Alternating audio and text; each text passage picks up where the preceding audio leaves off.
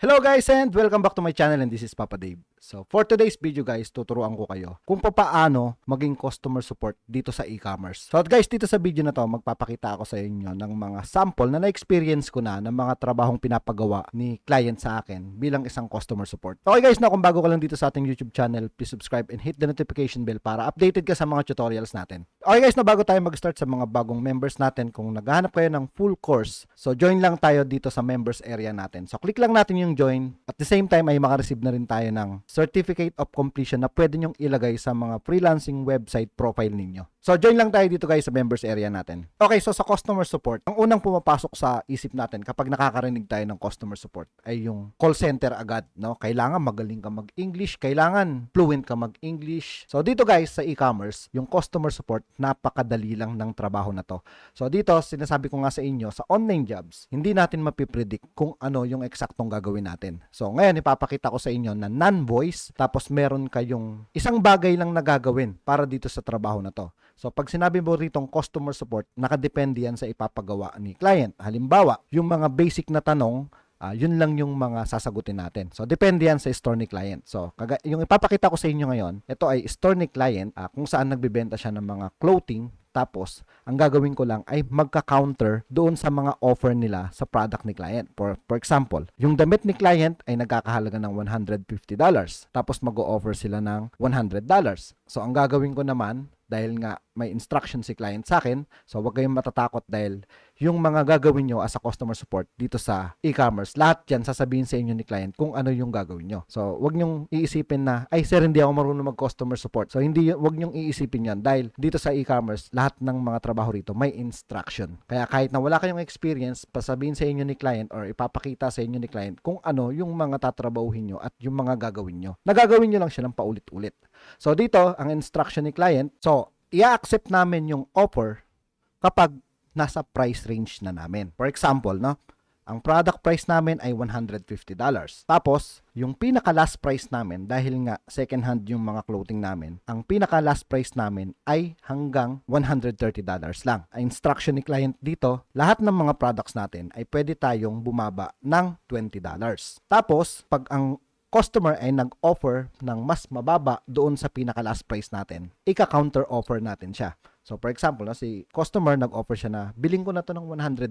Tapos, ika-counter offer natin yon. Doon lang tayo sa pinaka-price ni client na hanggang $20 lang ang pwede natin ma-discount. So, ngayon, saan natin makikita, no? Saan natin makakausap yung mga customer na yon? Okay, so dito guys, to, sample natin sa eBay or sa iba pang mga store, basta pag nasa kahit na anong e-commerce website kayo, ang hahanapin nyo lang talaga rito ay kung saan yung mga message, kung saan yung mga notification na may mga offer kayo makikita. So pag kinlik nitong offer, makikita nyo rito yung mga new message, meron mga na-ship na or na-benta na. So dito makikita nyo rito sa My eBay, kiklik natin tong messages. Tapos dito natin makikita yung mga message na sinasabi ko. For example, no? So dito, no, you have a new offer. So ayan yung mga sinasabi ko. Ito lang yung gagawin nyo kasi nga ito lang yung instruction ni client. Ito lang yung mga sasagutin natin. Tapos you have a new offer. Ito yung mga sasagutin natin sa mga message dito sa e-commerce store ni client. May mga nagka-counter offer submitted na, meron naman may mga new offer. So, halimbawa, itong $60 na to, you have a new offer. Pag kinlik natin to, so, itong damit na to, ino-offeran siya ni buyer ng $60. Pero, makikita natin na yung product na to, pag kinlik natin siya, so, wala na rito, no, na ano na to, na-accept na to, or nabenta na siya. So, dito, halimbawa, no, ang presyo nito ay $89. So, makikita nyo rito, in-accept niya ng 60. So, ibig sabihin 89, no? Bumaba lang siya ng $30.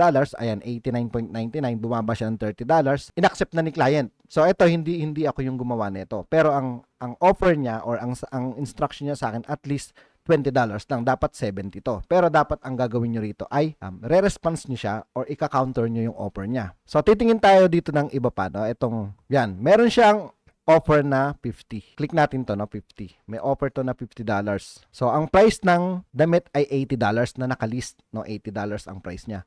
Ang offer nito ay 50 lang. Pag kinlik nyo yung response now, baka makita na, baka may mga history na rin to. Ayan. So, dito makikita nyo, no, meron mga nag-offer na iba rito. Ayan. Makikita natin dito sa gilid, yung iba pang nag-offer dito sa damit na to. So, yung nag-offer ng 50, dinecline yon. So, makikita nyo naman dito sa gilid, yung iba pang nag-o-offer dito sa damit na to. So kagaya niya, no, 130, may nag-offer ng $120, i-accept na yan. Kasi kung inopera niya pa to ng 110, i-accept na yan kasi yun yung pinaka-price range. At least, mabawasan man lang siya ng $20. Tapos makikita pa rito yung ibang mga offer. So ito, mga nahuling offer na to, no? So umabot, ito yung unang na-accept, itong 120, bago nag-offer tong mga to. So yung unang offer na 85, so dinecline. So, ito yung in-accept niya yung 120. So, ito na yung pinaka-nanalo sa bid. So, halimbawa, no, ito. May nag-offer dito ng $80. So, halimbawa, hindi pa nasasagot to. So, $80, ang price ng sapatos na to, pag tinignan natin, 120. So, dito, ang instruction ng client, at least hanggang 100. Ang gagawin natin dito, pag nag-offer siya ng $80, magka-counter tayo dito sa price niya. Ayan, kagaya nito, no? May kita nyo rito, nag-counter price ng 110. Yan. So, ang gagawin ngayon nito, magka-counter offer ulit siya. Itong customer na to. O, lalabas yan dito sa taas. Ang gagawin niya, mag-o-offer siya halimbawa ng 90. So, ang gagawin niyo naman ay magka-counter offer kayo ng hanggang 100 last price. So, yun yung pinaka-trabahong gagawin nyo. So, yan, uulitin ko, no? Depende sa trabaho na ipapagawa ni client, yung tinatawag na customer support. Hindi yan kailangan na magaling ka mag-English. Hindi yan kinakailangan na kailangan fluent ka, mag-type, mabilis ka mag-type, hindi.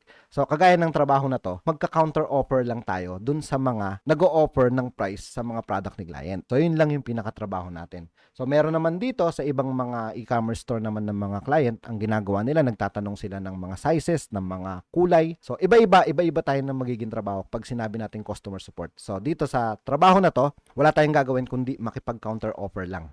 So, yun yung pinakatrabaho natin. Pag sinabi mong customer support dito sa online jobs, dito sa e-commerce, guys, puro non-voice. Pag nakakita kayo ng job post na customer support sa e-commerce website, automatic yan na non-voice. So, ngayon, napakadali lang ng trabaho nyo dahil sasagot lang kayo ng mga message dun sa e-commerce website nila at meron siyang instruction. Kaya sa mga beginners sa inyo na customer support, hindi pa nga ako marunong mag-product listing, hindi pa nga ako marunong mag-product research. Customer support, guys, isa sa mga pinakamadaling trabaho dito sa e-commerce. Basta aalamin nyo lang kung ano yung mga basic na tanong pagdating sa e-commerce. Halimbawa, no, sa mga products. Halimbawa, meron kang binibentang rice cooker. So, may iba't ibang bansa, meron 110 ang voltage, meron naman 220 ang voltage.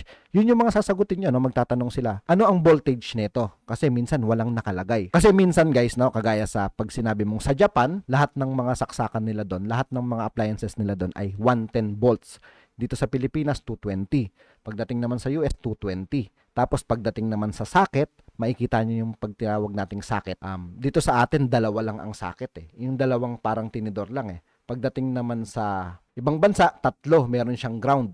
So, iba't iba yung mga marireceive natin tanong. Ano yung plug nito? US plug, Japan plug, o Europe plug? So, iba-iba siya ng plug. Dapat alam natin yung mga bagay na yun. Dito naman, guys, na meron naman tayong Google. Siyempre, hindi naman natin kaharap yung kausap natin. Pwede natin i-Google kung ano yung ibig sabihin ng plug. So, punta lang tayo sa Google, i-search natin. Tapos, tingnan natin yung product natin. So, ito pala yung plug na to. US plug pala yung atin. So, ganun lang kadali, no? Pwede naman kayong mag-Google kapag hindi nyo alam yung mga tinatanong ng customer sa inyo. So, yun guys, no? Dito sa online jobs, customer support, isa sa mga pinakamadaling trabaho. So, mag-search kayo sa mga freelancing website ng customer support ng e-commerce. Mga keywords natin, e-commerce customer support, e-commerce chat support. Pag sinabi mong chat support, pareho lang din yan. Aalamin lang natin kung ano yung niche ng client natin, ano yung mga binibenta niya. Pag sinabi mong home improvement, mag-research ka na kung ano yung mga possible na makikita mong tanong pagdating sa mga home improvement. Yung mga size ng mga puan, size ng mga anong watts yung mga ilaw. So, yun yung mga aalamin lang natin. So, kaya napakadali lang ng ganitong trabaho. Kaya huwag kayong matatakot mag-apply. So, sana nakatulong sa inyo yung video na to sa mga beginners sa inyo. So, join lang tayo dito sa members area natin para sa full course at mga in-depth tutorials at makareceive kayo ng certificate para makatulong sa freelancing profile ninyo. So, sana nakatulong sa inyo yung video na to, guys. So, yun lang po at maraming salamat.